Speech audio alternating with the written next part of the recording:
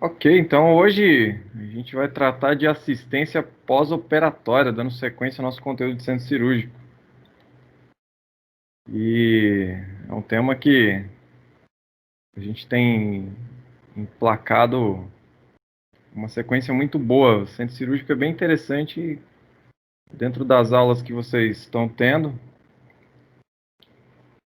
Até agora eu recebi bons feedbacks. Espero que vocês façam bom proveito aí para isso no futuro, se alguém for enveredar para essa área. E tem alguns que já, né, atuam na área e alguns até buscam uma ascensão por via de já estar trabalhando nesse meio.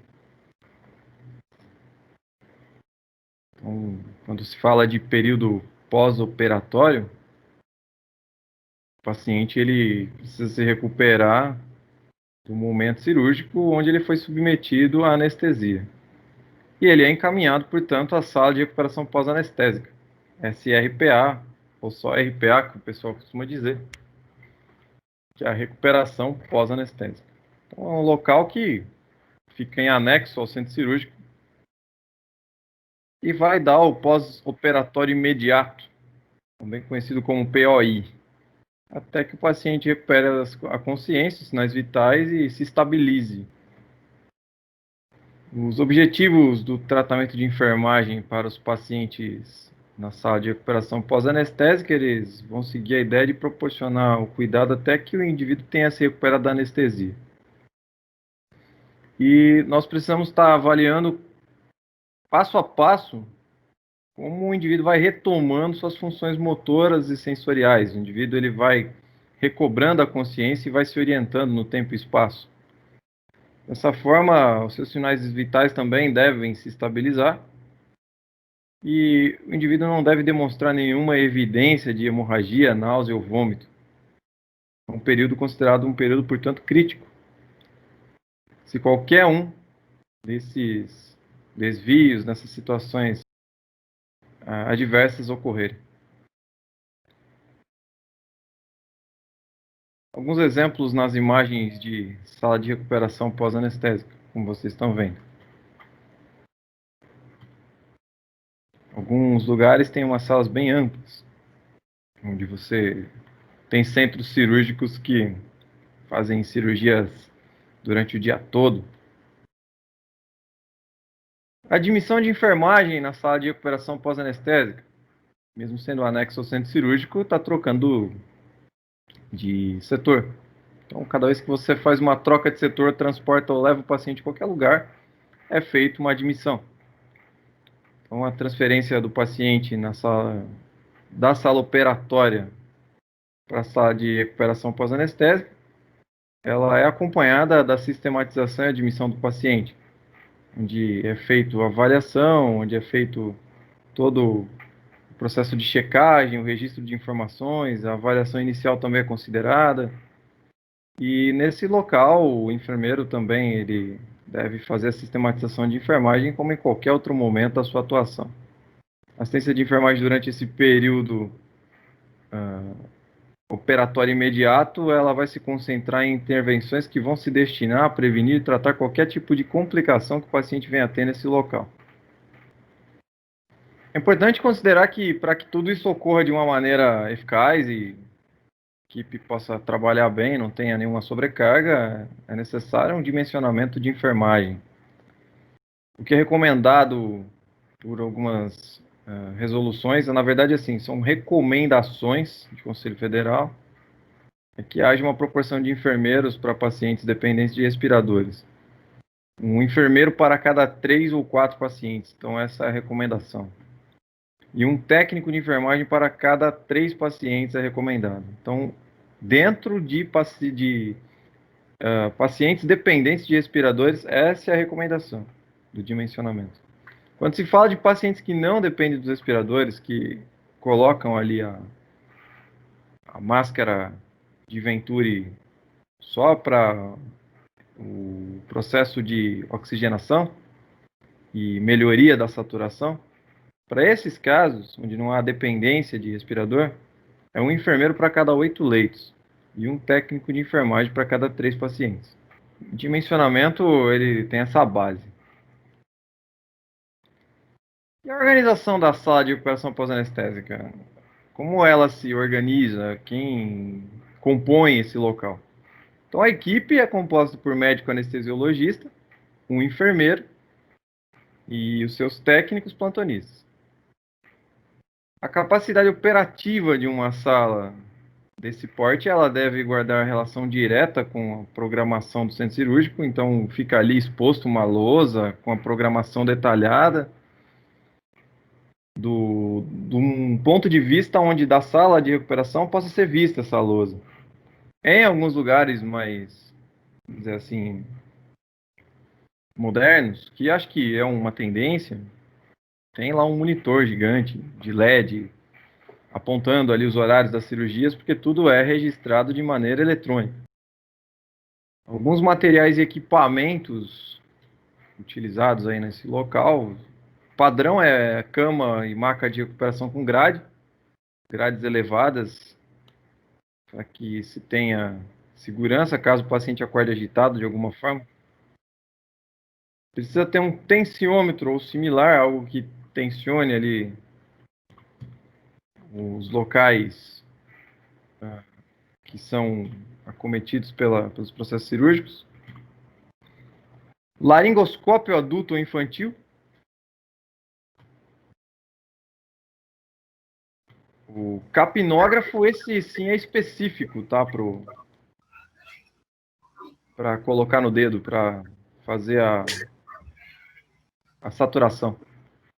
Você tem que ter a cama, maca de recuperação, o tensiômetro similar aí no caso, falando sobre o que é o similar, seria a mesma coisa que dizer monitor multiparâmetro.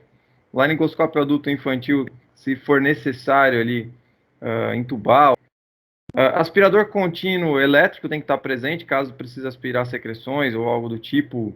E o estetoscópio, material que está sempre ali presente para poder fazer as verificações, as aferições de sinais vitais. Dados de enfermagem. Primeira coisa, conferir a identificação do paciente. Isso é muito importante. Sempre que faz a admissão de um setor para outro, isso é conferido. E aí entra a parte de fazer o exame físico. O enfermeiro ele faz o exame físico, vai fazer toda a sistematização baseado no exame físico que é feito. A monitoração da frequência cardíaca e os outros sinais vitais como pressão arterial, a saturação, temperatura, nível de consciência. Quando o indivíduo está desperto, a dor também, considerado aí, portanto, o quinto sinal vital. Se você tem dor porque você está vivo. Manter vias aéreas também permeáveis, tudo isso é feito nesse momento. Importante já instalar a nebulização de oxigênio logo que o indivíduo chega, para que a oximetria periférica se mantenha acima de 92%. O aparelho multiparâmetro, inclusive quando decai essa saturação, abaixo dos 90%, o aparelho apita, o aparelho avisa. Promover conforto e aquecimento. Tem casos que é necessário manter a térmica, então a temperatura tem que estar ali equilibrada dentro dos 36,5 para estar sendo considerada normal. Condições do curativo precisam ser verificadas. Se há sangramento, se os drenos e as sondas estão fixos, está tudo no lugar. Você vai precisar anotar os débitos de drenos e sondas dos quais o indivíduo chegou, para que você tenha o parâmetro de mensuração por todo o período que o indivíduo fica na sala de recuperação pós-anestésica. O balanço hídrico é feito caso seja necessário, quando o indivíduo tem, portanto, essa demanda, principalmente em cirurgias do trato urinário ou cirurgias do trato renal ali, da parte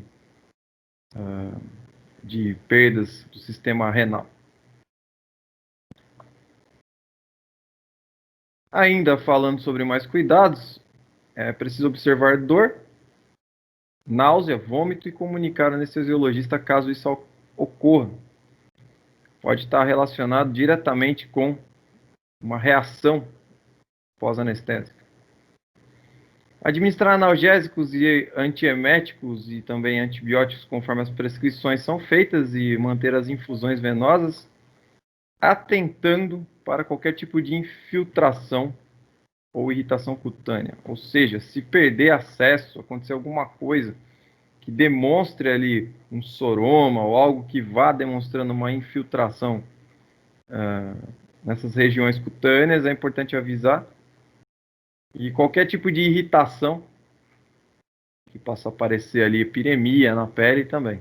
Pode ser uma reação, às vezes, ao material, ou pode ser uma reação do organismo num processo inflamatório emergente. Observar as queixas de retenção urinária e minimizar fatores de estresse. Qualquer tipo de distúrbio que a sala venha a ter, a sala tem que ser mantida em silêncio, tem que ser um local onde vai se promover a recuperação, portanto. E dessa forma, quando um paciente ele refere dor, é importante já resolver o problema dele. Se você tem pacientes que acordam assustados e estão ali se sentindo deslocados, é importante ouvir a queixa, é importante amenizar.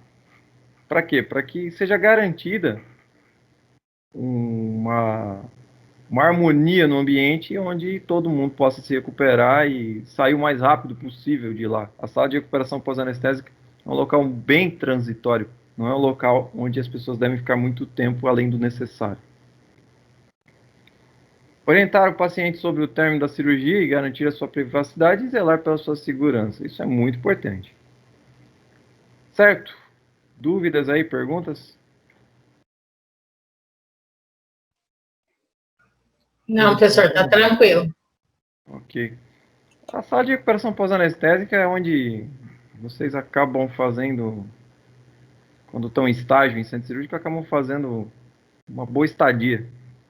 É bem legal.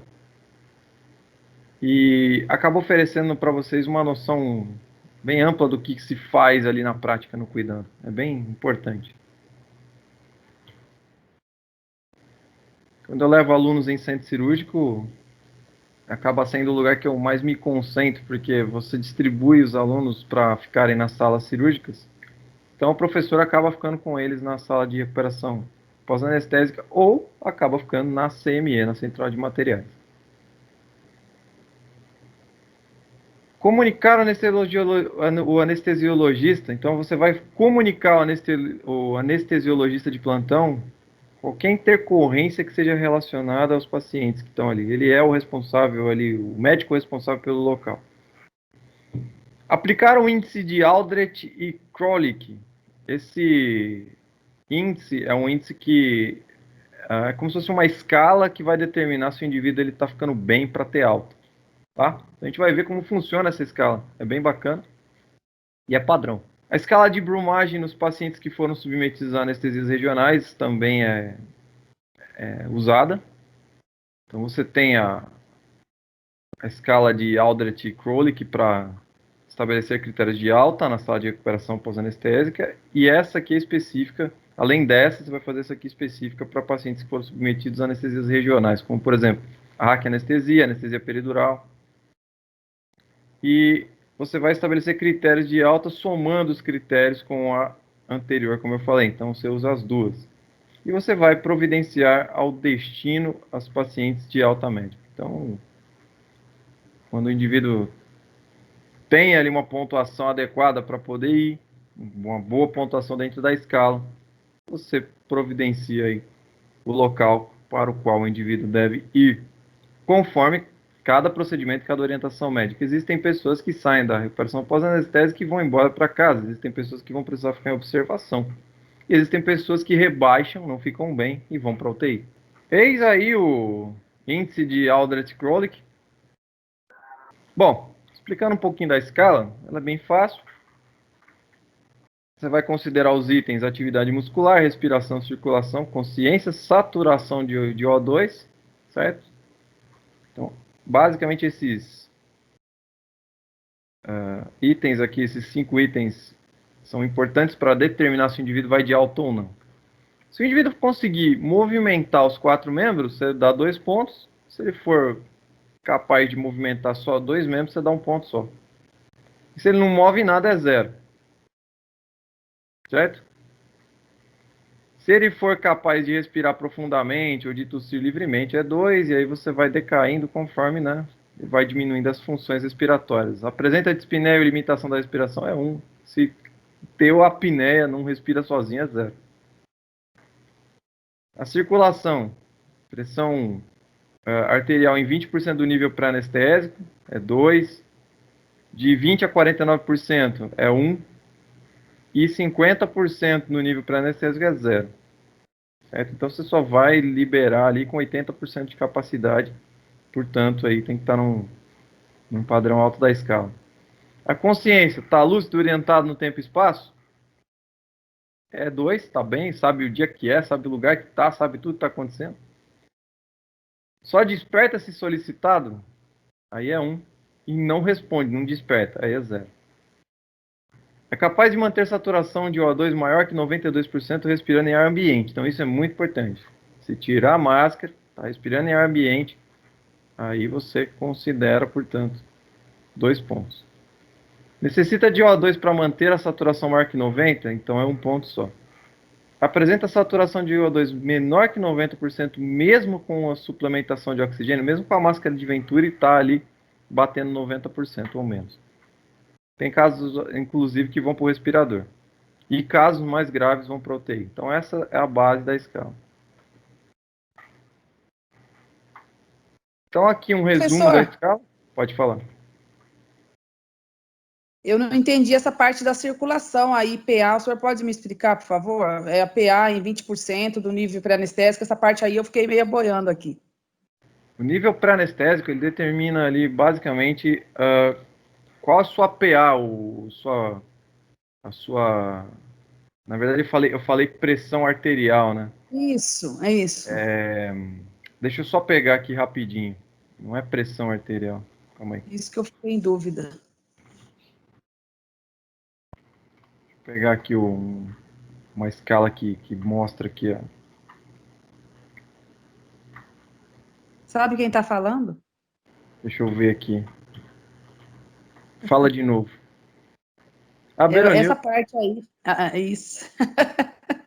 Essa parte aí eu fiquei meio aqui boiando aqui, onde fala APA em 20% do nível de anestésico, aí eu não entendo o que quer dizer esses 20%, assim, fiquei meio aérea aqui. Um minutinho, vou pegar aqui um parâmetro. Ah, tudo bem.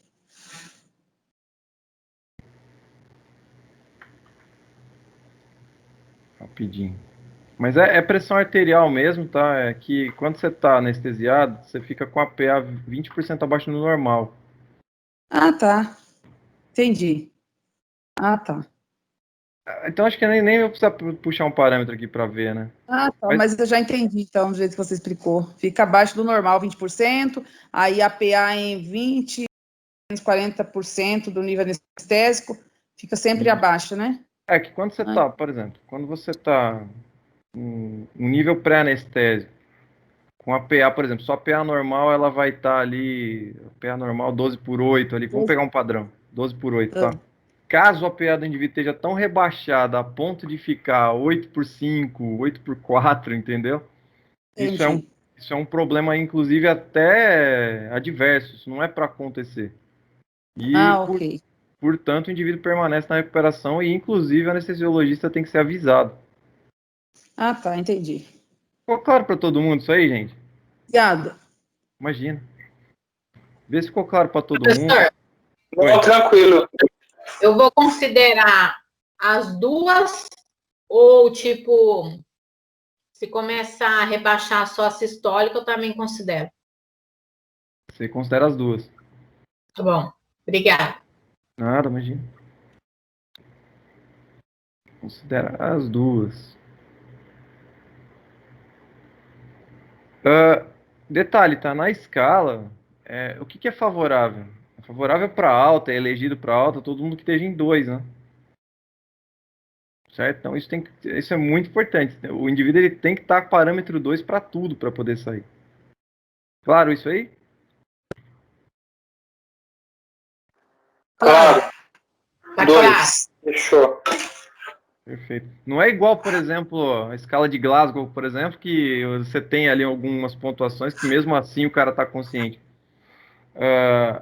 É um parâmetro que tem que estar ali todo cheio, tem que estar tudo no 2 ali, na classificação 2, senão o indivíduo ele não é liberado. Tá bom?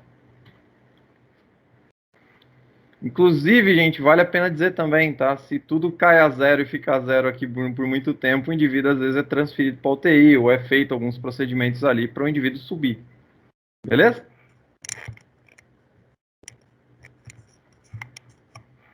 Tá aqui um resumo, ó. Isso aqui é resumido. Tá? Um resumo do que eu já disse. Acho que depois, inclusive, que a gravação estiver estabelecida, estiver lá no canal, vocês podem pausar, ver assim. Ou quem gosta, printar a tela. Professor, Pode falar. você vai postar esse slide aí também lá no Ava, não? Ele fica salvo, Reginaldo. Ele fica salvo lá, né? Fica. Sempre que eu termino a aula, ele fica salvo para lá. Na verdade, ele fica salvo aqui dentro do Teams, né? Aí eu Sim. passo. Aí dá pra ver lá no Ava, né? Sim. Beleza. Tá bom. Aí eu edito, resumo a aula. Quem está inscrito no canal recebe logo de cara. E quem não está inscrito, depois é só pegar o link. Beleza. Show. Pontuação máxima, 10 pontos. Pontuação para alta de SRP é acima de 8. Na verdade, por exemplo, depende do item. Certo? Porque às vezes você está batendo 8 pontos, mas não dá para liberar. Você tem ali, por exemplo, saturação abaixo de 90%, está marcando zero, você não vai liberar. Mesmo batendo 8 pontos, você não vai liberar aqui. Tá bom? Então, sempre considerem pontuação máxima com o paciente de vocês, caso vocês forem atuar, que é mais adequado, é mais seguro. Aqui é a escala modificada de bromagem. Então, é aquela escala que eu tinha falado sobre a anestesia, que eu citei lá acima.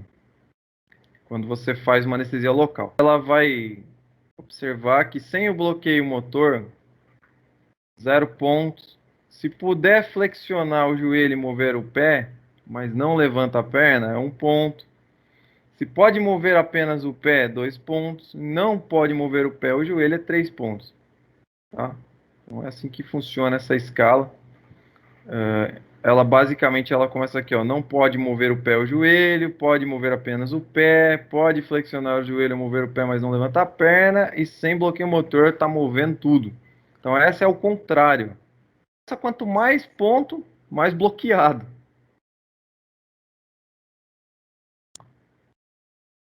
Essa o ideal é o quê? O ideal é que ela chegue a zero, que é quando o indivíduo está se movimentando totalmente. Você vai pedir para o indivíduo se movimentar? Vai. Quanto mais rápido ele se mover, melhor o estímulo voltar nele.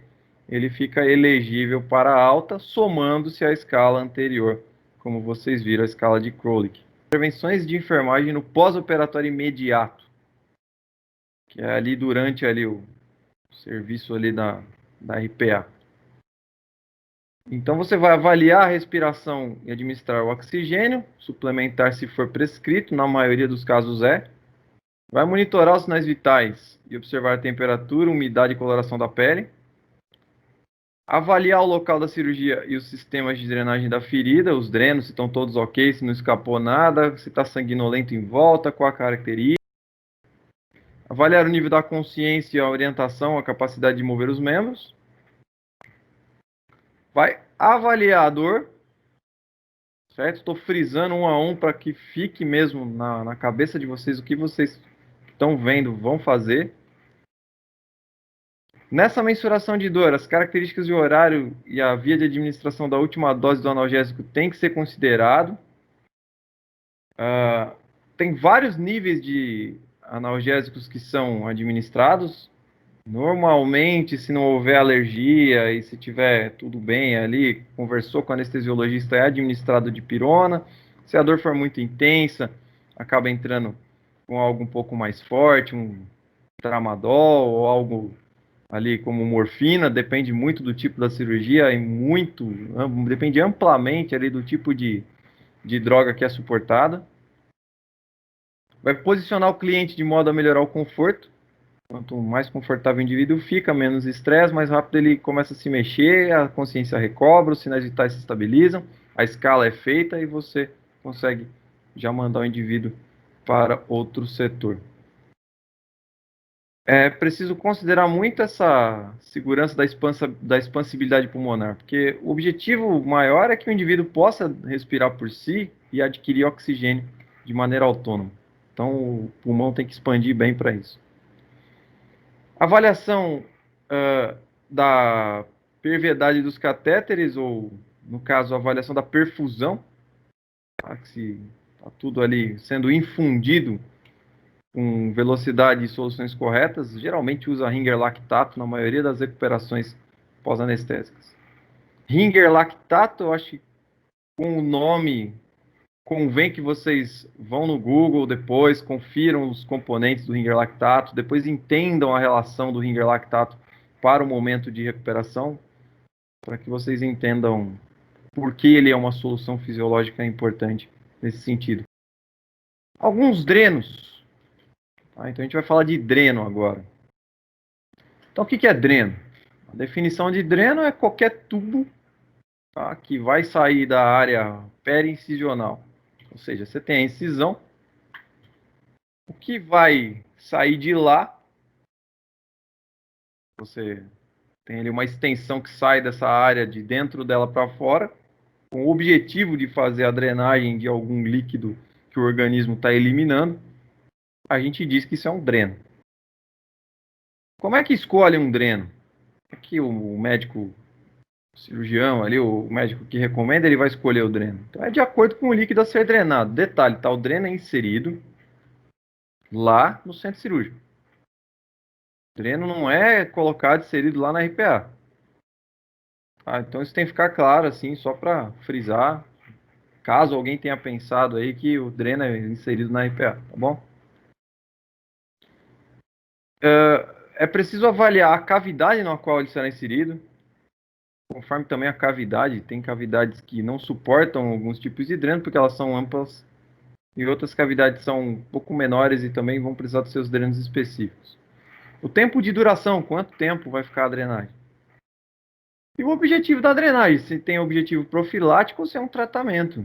Se é algo que é para evitar algo que vai acontecer ou se é algo que de fato está acontecendo, está tendo ali secreções intracorpóreas e elas precisam sair. Ok? Então é preciso ter essa consideração. Se é algo que pode vir a ocorrer e o dreno está lá presente caso as secreções corpóreas elas se acumulem, ou ainda quando vai sair mesmo a secreção corpórea, então ele precisa estar ali existindo, ele precisa estar ali, estar inserido, o dreno. Dreno também não vai assim só considerar a secreção em si, também ele vai considerar muitas vezes ar, principalmente quando se fala de pneumotórax. Alguns tipos, então o Penrose é um sistema de drenagem aberto com composição à base de borracha. Então dá uma olhada como ele é, tá vendo? Um latexinho. Quem é, obviamente, alérgico ao látex não pode nem pensar. E ele é utilizado em procedimentos cirúrgicos com potencial para acúmulo de líquidos infectados ou não. Tá? Então, ele é colocado dentro da cavidade do indivíduo aqui no caso, ó, tá vendo? De uma fissura de drenagem. É importante dizer isso, tá? Então, é feita uma fissura de drenagem. O dreno não é esse aqui, tá? O Penrose é esse, que está aqui. Então, ele é colocado uma fissura de drenagem, onde ali o líquido que passa através do tecido subcutâneo, ele vai ser trazido para fora. Isso pode estar contaminado ou não. Tá? A maioria das vezes está. Drenos de sucção. O que é dreno de sucção? É dreno que vai estar sugando o que está dentro da cavidade. O dreno de Penrose não é de sucção, chamado drenagem aberta sem sucção. Ele é conforme acumula por dentro e ele faz como uma ideia de uma descompressão que faça com que a secreção saia. Ele é um facilitador de saída. Ah, mas e se não tivesse o Penrose ali? Se não tivesse o Penrose, a fissura ia fechar e a secreção não ia se drenar. Entenderam? O Penrose mantém a fissura de drenagem aberta. Num dreno de sucção, como por exemplo, aí tem as marcas registradas aqui, ó, tá vendo? Hemovac, Portovac, Jackson Pratt, Blake. Então são marcas registradas. Eles formam sistemas fechados que vai sugar de maneira contínua e suave a secreção. Então tem alguns materiais, como por exemplo, polietileno ou silicone. Isso é inserido lá na cavidade cirúrgica e quando chega até os líquidos e as secreções ali corpóreas, ele vai cair no tubo e vai ser levado até onde está fazendo vácuo, até onde está sugando. A remoção do ar do interior do reservatório cria uma condição de vácuo, então como é que você faz isso? Ele tem, a maioria é sanfonado, tá? O Portovac, por exemplo, ou seja, alguns são sanfonados. Você aperta, gera o vácuo, quando você solta, você não vai puxar, você só vai soltar. A própria descompressão, a própria efeito de sair daquele efeito sanfona, vai puxando o vácuo para dentro desse dispositivo que você usou, certo? Então quem nunca viu um é basicamente isso. Depois eu vou mostrar uns aqui, mas é assim que ele funciona. Olha ele aqui, ó. Portovac. Esse aqui é o Jackson Pratt. Eles são drenos de vácuo. Você tem que apertar ele. Apertou a sanfona aqui, ó. Esse efeito sanfona. Quando ele for indo, descomprimindo, ele vai abrindo. Esse efeito de abrindo puxa de lá de dentro da cavidade cirúrgica a secreção.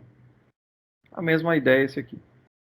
O dreno de tórax, ele tem um selo d'água, que é isso que vai acabar causando aí, portanto, a sucção.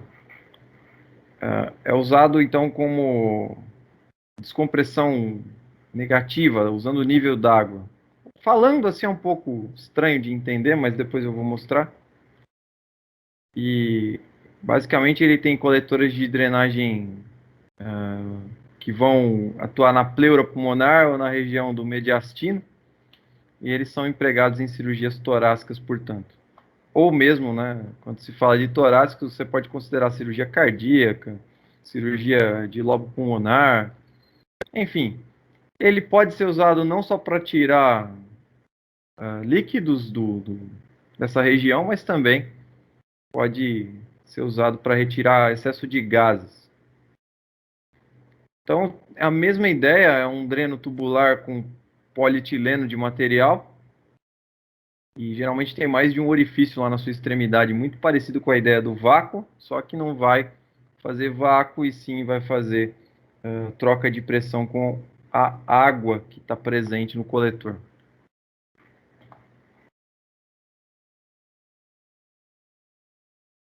Querem um exemplo prático, assim, uma coisa, antes de eu mostrar alguma coisa? Sabe quando você vai, sei lá, deixa eu pensar. Vocês já viram quando você pega, assim, um canudo, você põe no refrigerante, assim, o canudo, você aperta a ponta dele, assim, do canudo, você tira, o líquido vai para dentro do canudo? Basicamente, você gera vácuo assim. Se você fizer a mesma coisa e colocar um meio de concentração com água, o que está aqui no outro copo vai passar para o outro. Tá? Então, é basicamente essa a ideia. Colocar concentrações diferentes de líquido para que seja atraído ali ó, a concentração por difusão para dentro do frasco coletor. Por isso que usa esse selo d'água.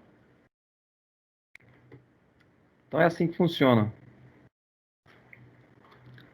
Muito usado para tórax mesmo, em função dessa concentração que se forma no pulmão e vai descer até o recipiente. Certo? Aí o paciente às vezes caminha com ele para lá e para cá, ele tem que ser estimulado mesmo a caminhar. Quanto mais o paciente caminha e faz expansão pulmonar, melhor é a sua drenagem. O pessoal até brinca, chama de cachorrinho. Dreno de Kerr. Então é outro tipo de dreno. Ele é introduzido na região das vias biliares. Esse é muito específico aí, portanto, para regiões do fígado. E é utilizado para drenagem externa, para descompressão do local. Quando usa-se ali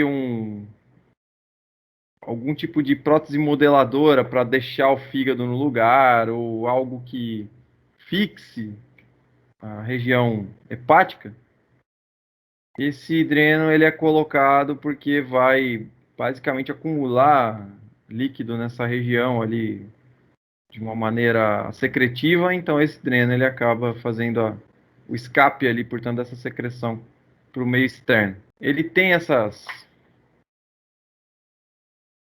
parte aqui que se prende, então isso evita ali o seu escape acidental ali, sua remoção espontânea ou acidental. Como é que se classificam os drenos? Então tem alguns tipos de classificação. Então o dreno é classificado quanto à ação, que é o que ele faz, para que ele venha, né, para que ele serve. Quando se fala de ação, é considerado a capilaridade.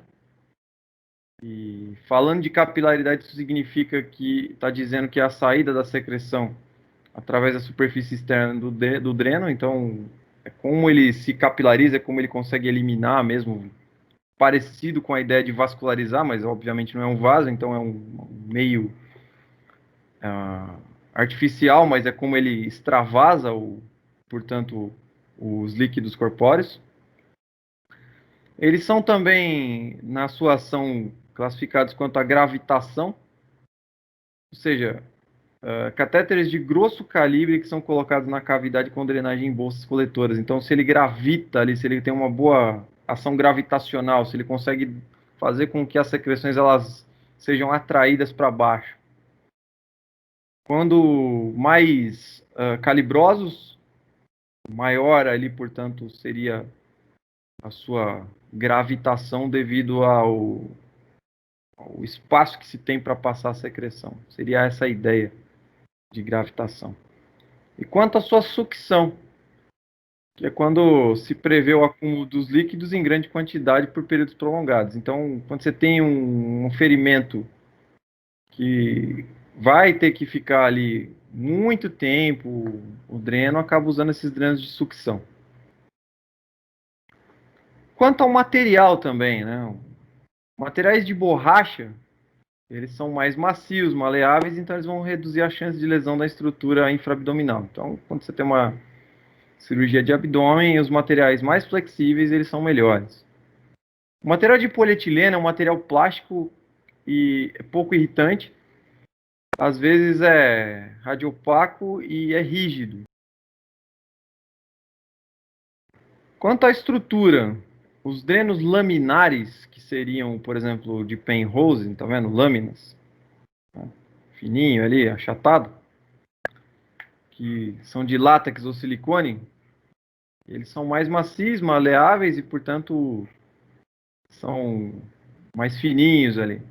Tá? Então, esses são usados ali em processos ali de recuperação mais superficiais. Aqui, mais uma vez, né, para frisar, esse não está com coágulo presente, está voltando bem, certo? Aqui é um clamp. Você pode clampar ele também para interromper o processo durante um tempo. Clampar significa simplesmente prender, tá? Prende, se quiser interromper o processo por um tempo. Claro que não é para deixar clampado, o objetivo é continuar drenando. O JVac, o que é um JVac? É um a vácuo com formato de J. Não tem nada assim de tão especial. O pessoal coloca esse nome, né? Formato de pera, enfim. Ele forma ali um J ali em formato de pera. Tá? Então, dreno JVac. Ele cria essa pressão negativa, formato de pera, geralmente utilizado em cirurgias abdominais. E precisa estar mantendo aí o cuidado com o vácuo dele, porque ele é um pouco mais rápido para preencher todo de vácuo do que o Portovac, como vocês viram ali. Ele não tem esse sanfonado, então ele preenche mais rápido aqui. Observando aqui o pulmão parcialmente colabado, o que é um pulmão colabado? Um pulmão colabado é quando a pleura pulmonar está encostando no tecido do órgão. Não é para acontecer isso. O pulmão ele tem que ter a pleura pulmonar que o reveste, ele tem que ter o líquido por fora, o líquido pleural, e isso evita o atrito entre a pleura e o próprio pulmão. E, obviamente, né, a musculatura, evita o atrito com ali a estrutura óssea, tá? Então tem que ser desse jeito. Quando você tem o pulmão colabado que ele está encostando, por algum motivo de inflamação pleural ou extravasamento, enfim, começa a aparecer ali sangue pleural, e a gente chama isso de hemotórax, certo? O hemotórax, então, portanto, ele é a quantidade de sangue acumulada lá na cavidade torácica. E aí é hora de você entrar com o quê? Entrar com o dreno. O dreno atinge essas regiões aqui da pleura pulmonar, ele é inserido, e aí ele vai drenar toda essa secreção corpórea que não devia estar aqui. Pneumotórax é quando você tem uma quantidade de ar. Então, o local de introdução do dreno pleural aqui, ó, vai ser nessa região. E aí onde tem muito ar ali na cavidade. Por que esse ar se forma? Esse ar se forma devido à alteração, muitas vezes, ou à diminuição do líquido pleural, ali da pleura pulmonar. Quando você faz uma cirurgia, se submete a uma cirurgia, muitas vezes a expansão pulmonar fica inadequada e o pulmão ele diminui essa capacidade aí de manutenção dos seus líquidos e fica ar no lugar do líquido. Ou quando se submeter a uma cirurgia da região torácica, pode ter entrado ali esse ar na hora de fazer uma incisão ou na hora de manipular o local. Certo? Então o dreno vai fazer o quê? Ele escoa o ar do espaço pleural. Ele tira o ar da pleura pulmonar. E aí o pulmão se expande, preenche toda a pleura, que é do jeito que tem que ser, com seus líquidos devidamente ali fluindo normalmente, e está resolvido o problema. O que não pode acontecer é o que aconteceu anterior aqui, tá? Ter o hemotórax. Dreno gravitacional usado também no tórax, como está aqui na figura do garotinho aqui, ó. A função dele, ela vai promover a manutenção e restabelecimento da pressão negativa do espaço pleural. Certo? Então vai permitir que a pleura se preencha, que o pulmão ele se expanda e que não haja atrito ali entre esses órgãos. Quando que é indicado? Então é indicado no pneumotórax, como eu falei, no hemotórax, no empiema, que seria ali um pus, tá? Então o termo é empiema. Quilotórax, que seria líquidos linfáticos que estão presentes ali. Hidrotórax, que seria o líquido do pericárdio extravasando. E nos pós-operatórios das cirurgias torácicas, algum tipo de problema desse pode acontecer. Então, de maneira profilática, o dreno é inserido. Tá bom? O dreno gravitacional de mediastino aqui, por exemplo, que é o mesmo tórax, tá? Tem diâmetro de 16 a 28. Tem essa característica. Pneumotórax, que é o mais comum, tá? Então, 16 a 28 de diâmetro. E 36 a 40 o hemotórax. Então, ele é um pouco mais calibroso, certo? Quando se fala de retirada ali, portanto, de sangue da cavidade intrapleural.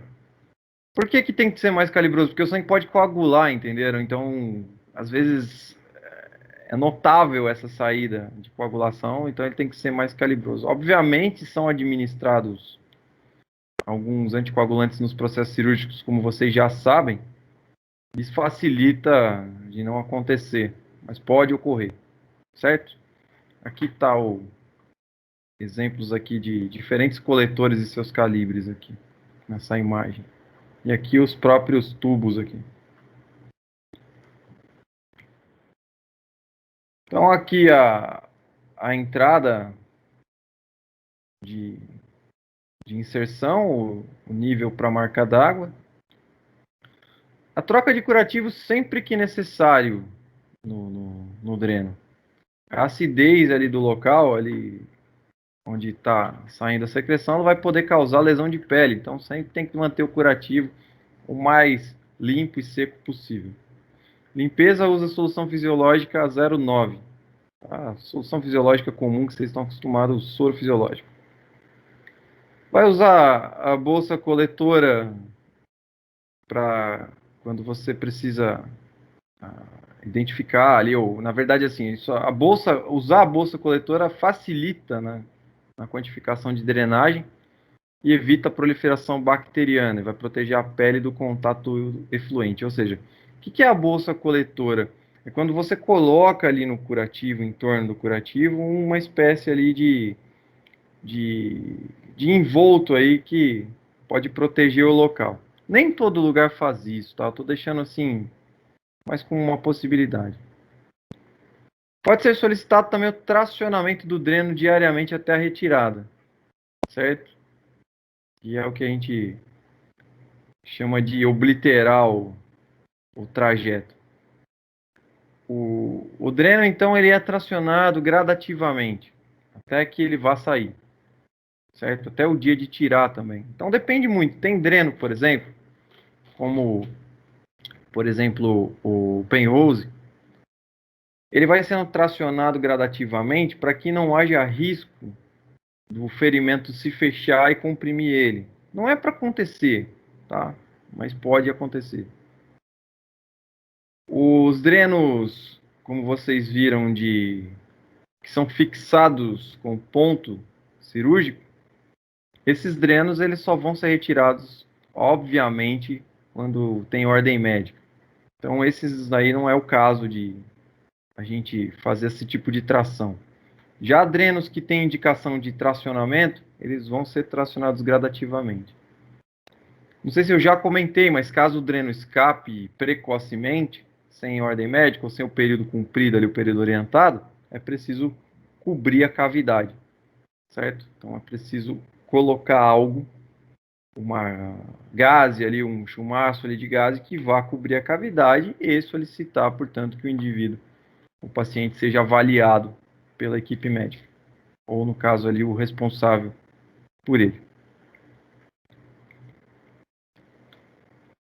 Aqui, ó, fixação adequada. Então, quando está fixado, evita tracionamento. Conexão dreno e frasco coletor. Vai fixar com fita adesiva para evitar desconexões. Tá? Então, lá na conexão é passado ali, às vezes, uma fita adesiva ou esparadrapo para evitar que o dreno saia, a conexão do dreno saia do catéter de inserção ou do catéter de colocação.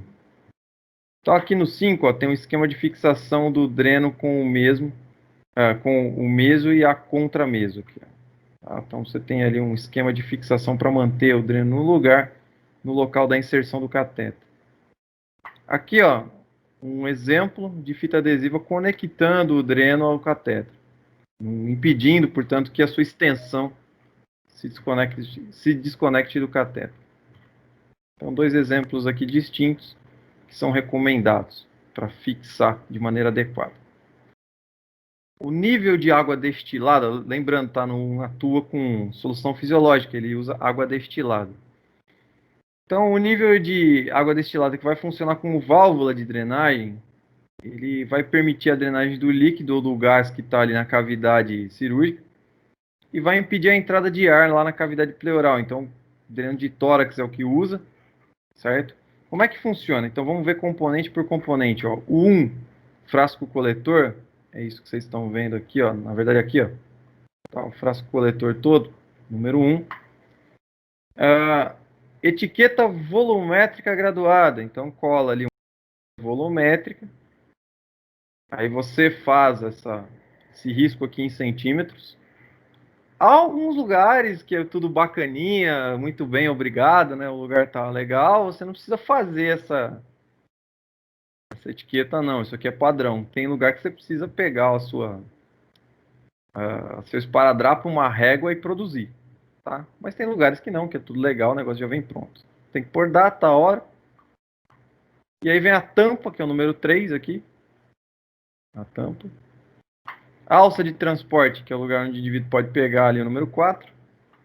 O tubo de drenagem, número 5. Deixa eu ver onde é que está o 5 aqui, ó. Tubo de drenagem. Conector cônico, que é o lugar onde tem o cone que vai ser inserido. Então esse conector cônico ele fica lá na cavidade, tá? Na verdade não na cavidade em si, ele fica lá no que está conectado à cavidade. É recomendado o que, como eu falei? É recomendado passar aqui uma fita adesiva para garantir que isso não solte. Aí vem o tubo selo d'água, que é o 7 aqui, que é onde tem ali basicamente o que determina ali a pressão exercida, negativa. A presilha é o 8, certo? Essa presilha, ela é basicamente a ideia de um clamp, ela se fecha aqui para interromper a drenagem. E o respiro de saída de gases, ele é o número 9, é por onde escapam os gases que são drenados. Certo? Então, o que acontece? Você tem basicamente uma margem aqui de água de 2 centímetros. Você entra com a conexão e aí ele fica introduzido nessa marca, certo? E aí você tem a iniciação da drenagem e depois toda essa parte vai sendo preenchida. E aí você vai marcar qual a quantidade em ml, desconsiderando a quantidade em ml que deu ali dos seus 2 centímetros da água ali presente, da água destilada. Tá? Então você vai desconsiderar isso na hora de ver quanto foi a drenagem e considerar só o que está acima disso. Alguns cuidados de enfermagem, então, são os curativos, tem que ser sempre limpo e seco, como eu já falei, é só frisar isso, sempre limpo e seco, e vai ser trocado conforme necessário. Observar a inserção quanto à presença de qualquer sinal flogístico, vai atentar para qualquer presença de coágulo na extensão do dreno e qualquer possível obstrução. Quando perceber que não drena, vai ver que está tudo adequado, tá? Selo d'água, tudo feito. Se for o caso do vácuo, tá com o vácuo tudo normal e não drena, não sai secreção, de duas uma. Ou não tem mesmo que sair, certo? Ou a possibilidade é que possa ter uma obstrução de saída. Os sinais vão começar a aparecer no indivíduo conforme aí as secreções que não são eliminadas. Principalmente quando se trata de processo inflamatório e posteriormente infeccioso, quando se coloniza de bactéria local. Selo d'água, ele tem que ficar 2 centímetros submerso, então é um cuidado importante. Quando atingir 1/3 da capacidade do frasco, o selo deve ser trocado. Algumas instituições realizam a troca uma vez por dia, importando se a secreção sobe a esse nível ou não. Atenção, cuidado para não haver contaminação do sistema. Para não haver contaminação do sistema, você tem que usar técnica antisséptica. Não vai tocar outros lugares durante o procedimento, só o lugar correspondente. Aqui está mostrando, é interessante vocês observarem, secreção bem sanguinolenta. Depois de trocado, serosidade aqui passando, tá? Depois de trocado, tá vendo? Volta o nível da água, certo? E é isso, basicamente. O que é pinçar o dreno? Você pode usar o termo pinçar ou clampar, tá? Então pinçar é clampar, esvazia completamente o selo d'água, completa ele, depois faz a drenagem. Reconecta tudo, desclampa e deixa a natureza fazer o resto. Se houver uma saída acidental, como eu já mencionei, o que você vai fazer? Você vai ficar desesperado? Você vai ficar agitado? Não, você vai ocluir rapidamente o orifício do dreno, aproxima as bordas o máximo possível ali, que está ali no orifício, comunica o médico responsável, realiza um curativo compressivo no local. Se começar a cair o padrão de oxigenação, às vezes ocorre esse problema por causa do dreno de tórax, você administra oxigênio e vai tranquilizar o paciente, fala para ele, olha, seu dreno saiu, não era para ter ocorrido, e nós vamos trabalhar para poder solucionar o seu problema da maneira melhor possível. Desse jeito, com essa postura. Por que você vai falar assim? Porque você é profissional e você precisa informar ali o seu paciente da maneira adequada para que ele não se preocupe. A retirada. Através do raio-x, observa-se pulmão totalmente expandido. Então, quando o pulmão está totalmente expandido, tá adequada a pleura pulmonar. Que mais? Quando o volume de drenagem é pequeno, de 50 cml nas últimas 24 horas. Quando o aspecto está claro, está seroso, bem clarinho do líquido drenado. E quando o dreno não borbulhou nas últimas 24 horas, aí ele é elegível para tirar. O que a gente evita? Evita clampear o dreno durante o transporte, certo? Então, quando o paciente está fazendo caminhada e se orienta como ele vai fazer isso, não se clampeia o dreno. Ao contrário, aí é que ele vai ser estimulado mesmo a ter maior, né, secreção e mais drenagem. É preciso evitar também ordenhar o dreno. Pegar o clamp, por exemplo, ali e ficar puxando. Sabe? Como se fosse esse movimento aqui, ó. Você aperta-se o clamp e vai puxando. É um procedimento pouco efetivo e pode elevar a pressão negativa. Certo? Então isso vai diminuir a drenagem posteriormente. Nunca elevar o frasco acima do nível do tórax, aquele comentário que já foi feito aqui. Porque isso vai poder fazer o fluxo voltar, certo? Então, não pode fazer isso. E uma vez que o fluxo desceu, mesmo você tendo todo um sistema fechado, você tem ali uma fissura de escape de gases, então você pode ter ali um processo de contaminação do indivíduo se houvesse retorno. Critérios de alta. Então, além da escala que vocês viram, que é a escala de Aldrich e Krolik, tem que estar, eu diria assim, eu garanto mais, tem que estar em nível máximo 10, mas dependendo dos critérios ali pré-estabelecidos, você consegue liberar com 8, 9 ali. Você precisa também considerar o valor da escala de bromagem que eu já mostrei para vocês, 2, 1 ou 0, e o mais comum é que se libere a 0, porque aí o indivíduo está desbloqueado. Tem que também considerar a estabilidade de sinais vitais, comparada com os sinais vitais da enfermaria ou da admissão, ou seja, tem que comparar com o que o paciente tem de basal.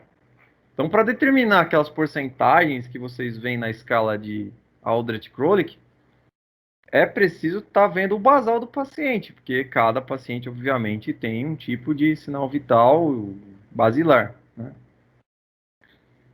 Orientação do paciente no tempo e espaço, o indivíduo tem que estar orientado, isso está ali tudo descrito na própria escala, então se você liberou pela escala, tudo isso aqui vai estar compreendido.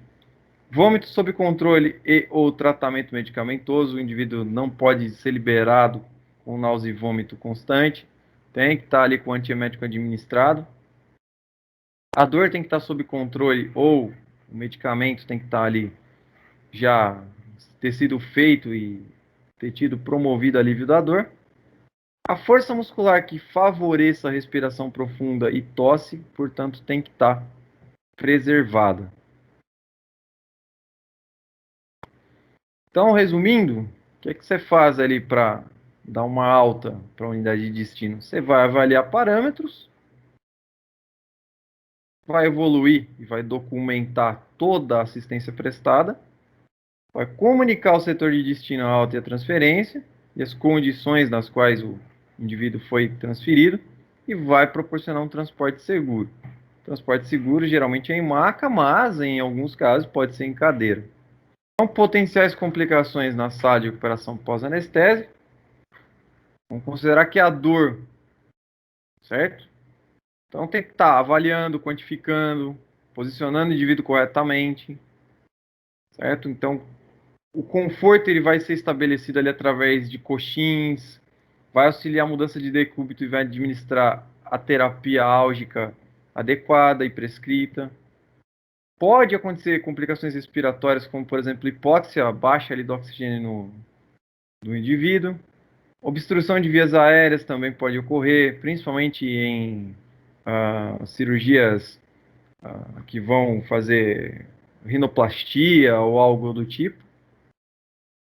E também, claro, né, sem desconsiderar cirurgias torácicas, hipoventilação, apneia, broncoaspiração. Broncoaspiração acaba sendo uma complicação enorme, certo? Então, são complicações aí que a gente precisa estar prevenindo. Então, a posição de recuperação da RPA ali tem que estar também adequada conforme o tipo de cirurgia, igual vocês viram na aula anterior, tem as posições cirúrgicas.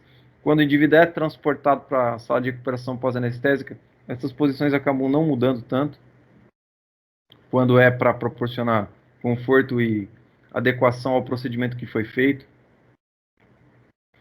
Vai monitorar sinais vitais e elevar o decúbito a 30 graus a 45 para estimular a respiração profunda. E isso pode, né, aumentar, portanto, a oferta de oxigênio, se você julgar necessário abrir mais o oxigênio que está ali sendo administrado. Vai checar o carrinho de reanimação a cada plantão. É importante não ter nenhuma droga vencida, não ter nada ali faltando, caso você tenha uma evolução para emergência, que o carrinho esteja adequado ali e conferido. Algumas complicações cardiovasculares, como hipertensão, hipotensão arterial, arritmias e choque hipovolêmico pode ocorrer. Choque hipovolêmico ocorre quando há grande perda líquida no indivíduo. Hipotensão arterial ou hipertensão ocorre conforme algumas complicações que podem ter surgido lá no processo cirúrgico, lá no intraoperatório e no trans. Então, acho que isso também ficou claro da aula anterior para cá.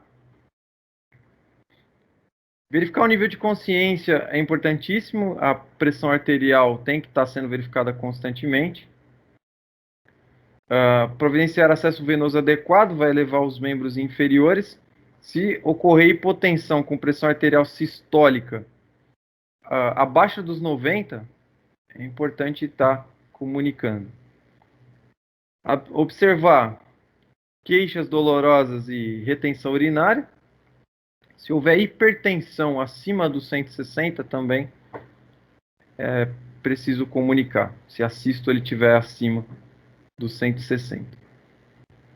Manter monitorização através da cardioscopia e a oximetria de pulso, e a reposição líquida ela vai se dar conforme aí a orientação e a prescrição. Detalhe, em casos aí de hipertensão, muitas vezes a reposição líquida por soluções fisiológicas ela é interrompida. Observar sinais de sangramento e realizar balanço hídrico também é importante para poder ter ali o parâmetro do porquê a complicação eventualmente possa estar acontecendo. Tudo isso tem que ser informado à equipe médica, ao anestesiologista, e são seguidos aí orientações dentro desses parâmetros de complicação. Hipotermia, quando a temperatura está abaixo dos 36. Então, quando isso acontece, é preciso estar mantendo o paciente coberto e fazer observação de qualquer tipo de alteração que apareça no eletrocardiograma. Pode estar sendo causado, às vezes, por uma baixa, ali, uma bradicardia, ou algumas arritmias ali que estão causando paradas temporárias. Pode estar causando essa relação com hipotermia. Então tem que trocar a roupa molhada se tiver algum tipo de sudorese ali que foi intensa durante um tempo por aquecimento corpóreo e depois a perda de calor, então tem que trocar. E vai utilizar colchão ou manta térmica se disponível. Na hipertermia, que seria considerado acima dos 38 graus, vai fazer compressas frias, controlando, portanto, a temperatura e infusão de líquidos em temperatura ambiente. Então, esses dois potenciais complicações, eles são aparados dessa forma. Náusea, vômito e qualquer complicação renal também são consideráveis. Náusea e vômito, acho que todo mundo já está bem tranquilo de saber o que fazer, lateralizar a cabeça e evitar a mudança brusca de decúbito. As vias aéreas, elas têm que ter uma boa permeabilidade e a oxigenação ela tem que ser mantida. Caso haja ali o vômito, a gente vai higienizar a boca, vai trocar as roupas se tiver ali bem secretivo ali, apareceu o vômito, você troca e oferece ali o conforto ao paciente. As complicações renais que podem surgir são oligúria. Então a gente vai fazer o balanço hídrico e vai controlar a pressão arterial e vai observar a diurese. Ou, no caso, quando o indivíduo acaba urinando menos, ele também pode acabar urinando demais. Então a gente pode ter a poliúria. A retenção urinária, então a gente vai observar a presença de globo vesical aumentado, vai olhar na região ali da bexiga se tem ali um bexigoma. E se houver alguma queixa dolorosa, a gente avalia ali na mesma hora. Pode acontecer, tá? De haver a necessidade de passar a sonda vesical de alívio. Pode acontecer. E aqui estão as referências. Aproveito mais uma vez para agradecer a professora Suelen Emídio, que forneceu o material. E eu novamente tive aí o trabalho de fazer as edições e fazer o design e trazer para vocês a aula. Parceria é sempre bom.